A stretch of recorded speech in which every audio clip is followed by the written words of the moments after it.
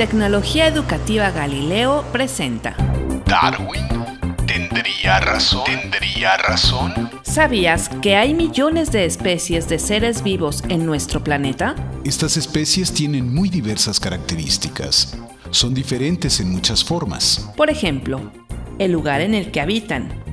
Algunos viven en el agua, otros son terrestres. En la forma en que se desplazan. Algunos vuelan, otros solo caminan.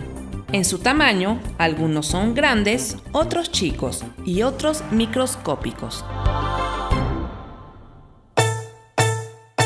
Hasta el siglo XIX se creía que cada especie era una copia de un arquetipo divino, un patrón ejemplar del cual otras especies o variedades se derivaban y que todas estaban separadas unas de otras, es decir, que no había ningún vínculo entre estas especies. Esto parecía difícil de creer para algunos naturalistas de la época, que observaban y analizaban hechos que les llamaban mucho la atención.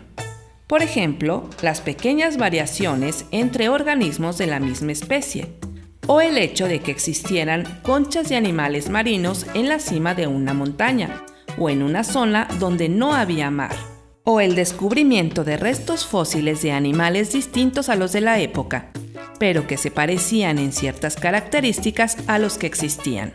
Algunos naturalistas dudaban de la teoría divina vigente hasta entonces.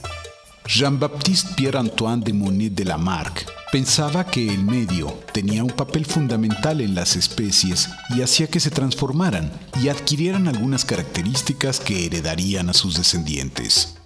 Esto no era aceptado porque, aunque su planteamiento era evolucionista, estaba equivocado. Lamarck pensaba, por ejemplo, en el cuello de una jirafa, que se estiraba durante su vida y sus hijos nacían con cuellos largos. Por otra parte, el tiempo en que se habían formado todas las especies también era un tema que empezó a ser muy discutido. Los geólogos de la época pensaban que los cambios en seres vivos y en el planeta mismo tomaban miles de años.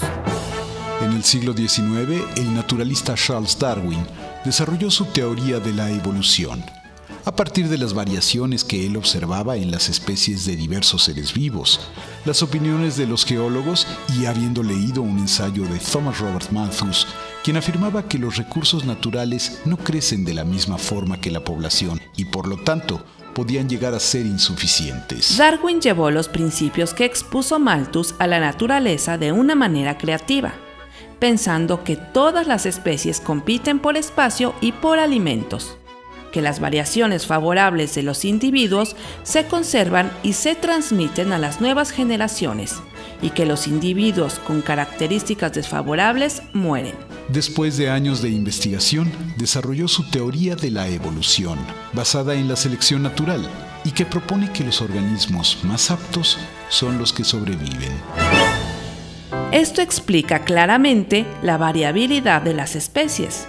Por ejemplo, en el caso de las jirafas había variabilidad entre ellas, algunas de cuello corto y otras de cuello largo, y sobrevivieron las más adaptadas al medio, es decir, las de cuello largo, que les permitía alcanzar sus alimentos.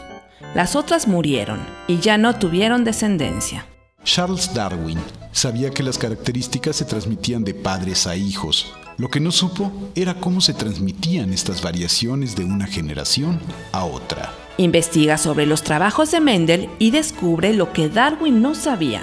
Encontrarás muchas sorpresas.